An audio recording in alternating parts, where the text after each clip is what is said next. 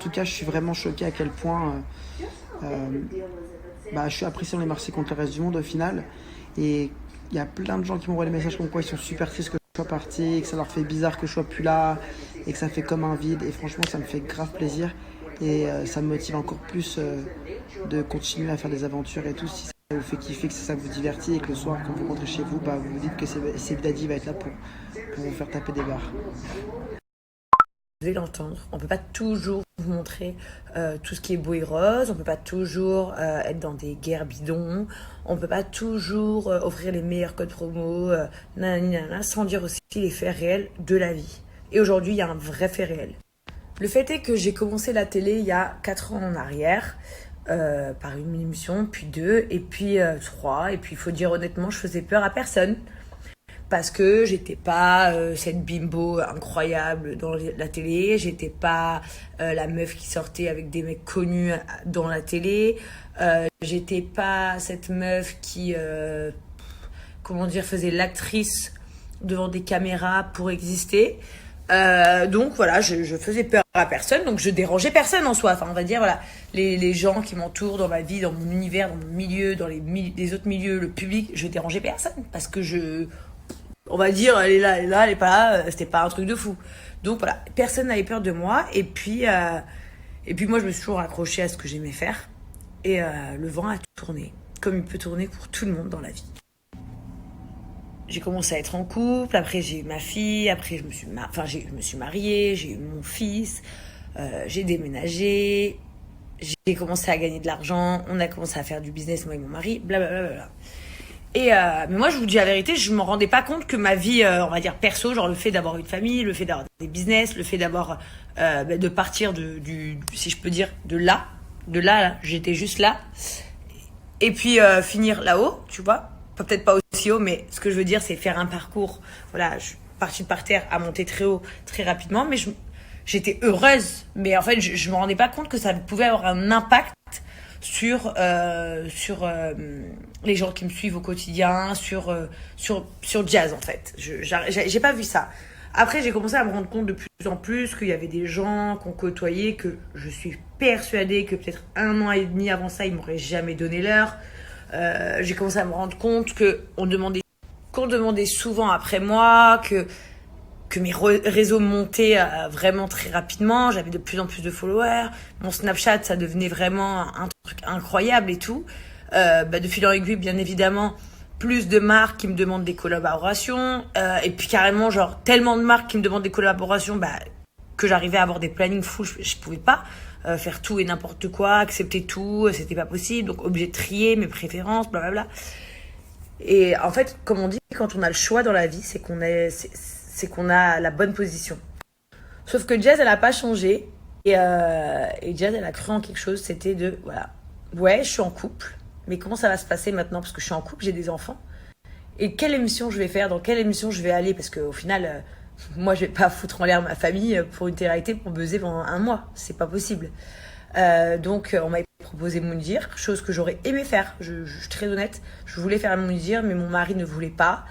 Et ensuite, la deuxième fois qu'on m'a proposé Moundir, je venais de faire une césarienne, je crois, 4 semaines avant. Donc, on avait peur par rapport à la césarienne.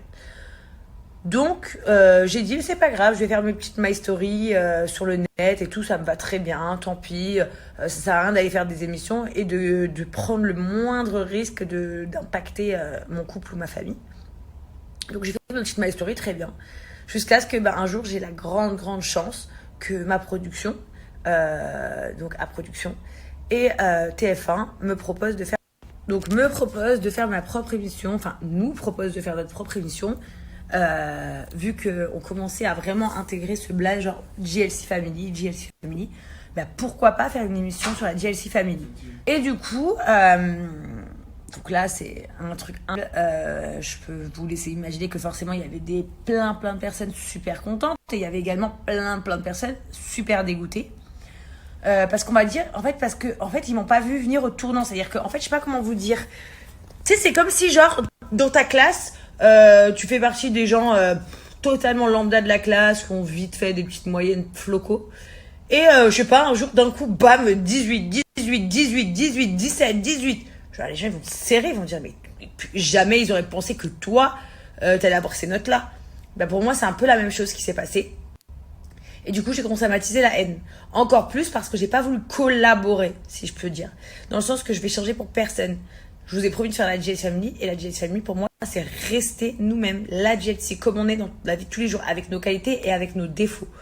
Donc, je vais en dire plus. J'ai du coup eu la chance qu'on me dise que la JS Family ne va pas s'arrêter à la saison 1, donc je suis super contente. Je me lie d'amitié avec certaines personnes en pensant que c'est des amis, finalement, bon, ça l'est pas. Que ce soit des gens connus ou pas connus, hein. Ne commencez pas à faire des trucs, des polémiques de merde. Et puis bon, ainsi voilà, il y a rien d'incroyable. Et puis, moi, j'ai toujours été une justicière dans ma vie, c'est la vérité. À chaque fois qu'il y a des problèmes, je veux les régler, je veux toujours mêler tout. J'ai toujours envie de comprendre ce qui se passe, etc. Voilà, comme vous le savez, au tout début, que Marc avait commencé à faire des trucs par rapport à moi, à Mag et à plein d'autres candidats et tout, j'avais pété un cap. Tout le monde me disait, lui, le calcule pas, lui donne pas l'heure, le calcule pas, on s'en fout, blablabla. Moi, je peux pas. Je suis pas comme ça. J'ai pété un câble, je l'ai appelé, j'ai dit on va se voir. Viens avec ta meuf et avec ta femme et on va se voir. Genre avec mon mec. Genre je voulais vraiment, genre c'était soit on se parlait, ça allait partir en embrouille, soit on réglait l'histoire. Finalement je lui parle, il m'explique pourquoi il fait ça, ses points de vue, etc. Finalement je me dis je peux comprendre, tu vois, il y avait rien de mal.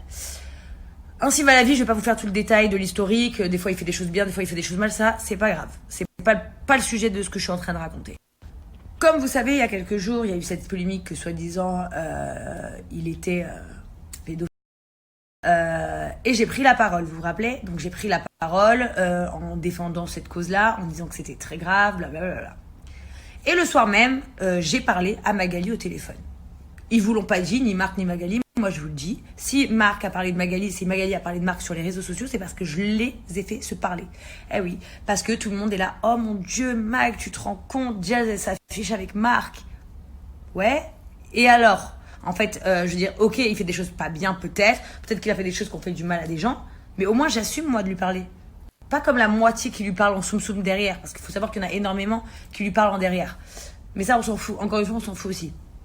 Donc j'ai fait en sorte que Mag et Marc se parlent afin de crever l'abcès et de comprendre chacun le mal que ça pouvait faire à l'un et à l'autre et on va dire rétablir les vérités et surtout apaiser toutes les tensions parce qu'elles servent à rien. Voilà, je trouve ça pourri. Donc écoutez, je pense que dans l'ensemble, vu comme ça, vu d'un point de vue, j'ai défendu un gars qui se faisait accabler pour un truc qui était faux à mes yeux et qui est faux, si je peux confirmer parce que sinon vous allez parler. Ensuite, j'ai fait en sorte que Mag, qui est comme une sœur pour moi, et Marc, qui est un pote pour moi, un ami pour moi, qui se parlent et qui règlent leurs histoires parce que c'est nul. Ça a marché. Et depuis, vous savez ce qui se passe? C'est moi qui en paye les frais. Parce que tout simplement, depuis que j'ai fait ça, depuis que j'ai parlé, on me fait bugger mon Snap. On désabonne les gens de moi, on change mes vues. Non, on change pas mes vues en fait, parce qu'ils changent pas mes vues, elles sont réelles. Mais genre, par exemple, je fais jamais en dessous de le minimum que je vais faire, c'est 750 000 vues. Jamais je fais moins de 750 000 vues, mais généralement c'est toujours entre 800, 1 million, 1 million 3. Vous voyez bien, je vous ai mis un screen tout à l'heure. Et ça, c'est pas quand il y a des événements, moi. Moi, c'est quand il y a rien du tout. Quand il y a des événements, je fais 1 million 8, 1 million 9. Mais bref, on s'en fout. Mais là, soudainement, aujourd'hui, depuis 2 jours, mon Snap, c'est Floco, mais Floco de chez Floco. Je sais pas si vous savez ce que ça veut dire, c'est par terre. En fait, je pense que c'est parce que j'ai défendu des gens où j'ai donné mon avis, en fait. Donc, ouais, il y a des gens haut placés, je dis bien, qui arrivent à faire ce qu'ils veulent, en fait, des réseaux des uns et des autres. Mais en fait, je pensais qu'on avait le droit de parler librement, surtout qu'en plus, alors moi, pour le coup, j'attise sur aucune haine.